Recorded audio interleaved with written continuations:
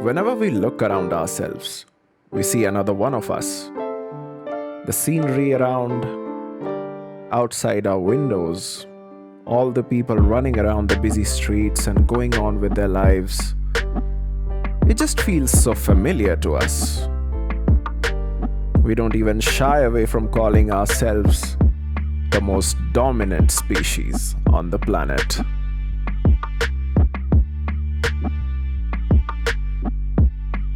Agricultural revolution.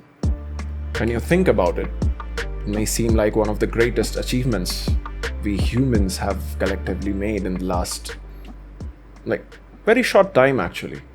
Humans had a history of living in a forager role for most part of their lives. But then came agriculture and things changed forever. The nomadic lifestyle was no longer a preferred option for the tribes, as agriculture gave them the opportunity to settle down for once. What exactly happened then? Well, we are here today, so we exactly know what happened. But do we?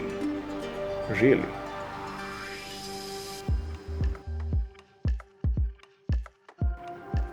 What I'm going to tell you right now is a piece from a book.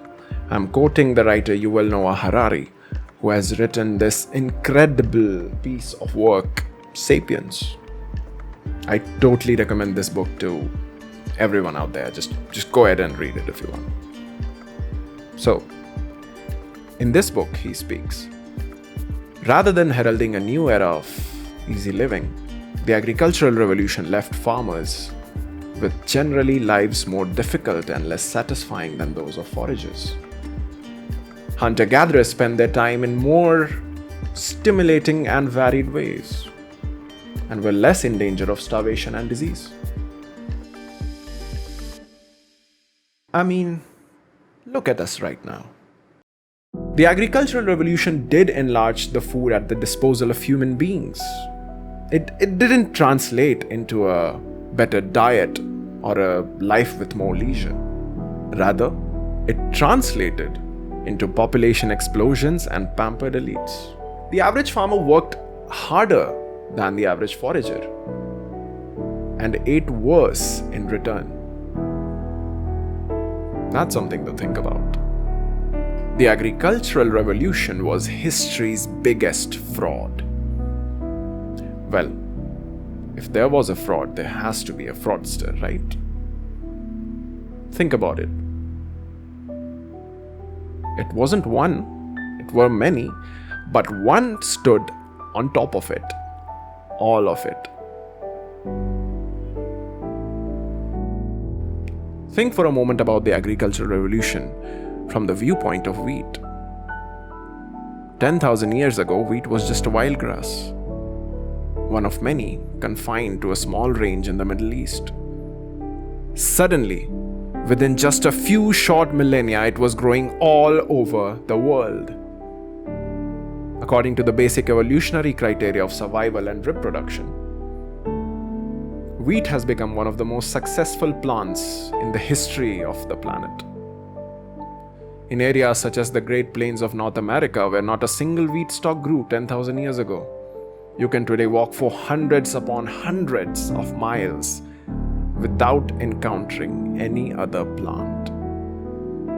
Worldwide, wheat covers about 870,000 square miles of the global surface, almost 10 times the size of Britain. How did this grass turn from insignificant to ubiquitous? We did it by manipulating Homo sapiens to its advantage. This ape had been living a fairly comfortable life, hunting and gathering until 10,000 years ago. But then began to invest more and more effort in cultivating wheat. It demanded a lot of them. It didn't like rocks and pebbles, so sapiens broke their backs clearing fields. Wheat didn't like sharing its space, nutrients, or water, so men and women spent hours under the scorching sun weeding out any other plant out of their fields. It got sick, so sapiens had to keep watch out for worms and blight. It was attacked by rabbits and locust swarms, so farmers built fences around their fields and stood by to watch over them. It needed a lot of water. It was thirsty. So humans dug irrigation canals and lugged heavy buckets from the well to water it. We even collected animal feces to nourish the plant through the ground. Humans had a history of living in a forager role for most part of their lives. But then came agriculture and things changed forever. The nomadic lifestyle was no longer a preferred option for the tribes, as agriculture gave them the opportunity to settle down for once. I mean, sure, who wouldn't like that, right? We are the only species to cooperate flexibly in such large numbers.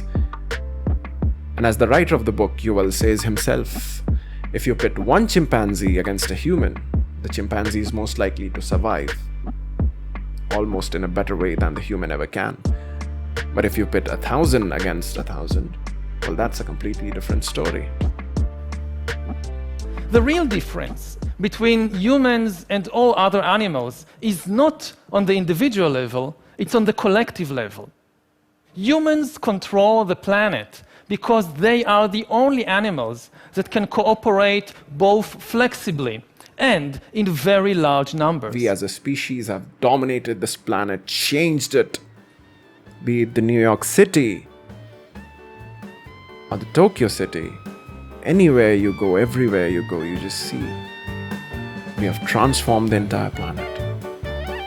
But did we really dominate it? So the next time you're out there enjoying your baguette, croissant, sourdough, or a pizza itself, think about it for a second.